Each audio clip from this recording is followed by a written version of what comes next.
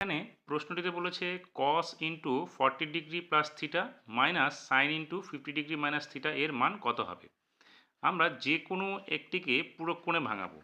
তাহলে এখানে আমরা নিয়ে নিলাম cos into 40 degree plus theta minus sine into 50 degree minus theta.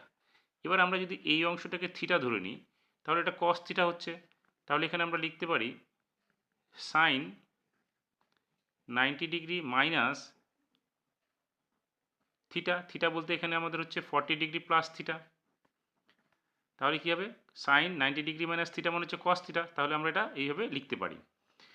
আর এটা যা আছে এটাকে আমরা চেঞ্জ করলাম না, এইভাবেই রেখে দিলাম sign into 50 degree minus theta আকারে। এবার আমরা কি করলাম, এখানে ভিতরটাকেও আমরা চেঞ্জ করব। তাহলে এখানে চেঞ্জ করলে কি হবে, 90 ডিগ্রি মাইনাস 40 ডিগ্রি, এখানে প্লাসে মাইনাসে মাইনাস হয়ে যাবে।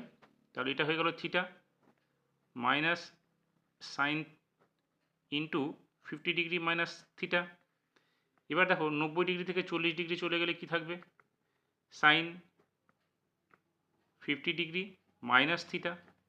এখানে যেটা ছিল সেটাই থাকলো, sine into 50 degree minus theta. এবার দেখো sine 50 degree minus theta, sine 50 degree minus theta minus করলে আমাদের কি আসবে, 0। তাহলে আমরা কি পেলাম, cos into 40 degree plus theta minus sine into 50 degree minus থিটার মান কি আসলো আমাদের, 0।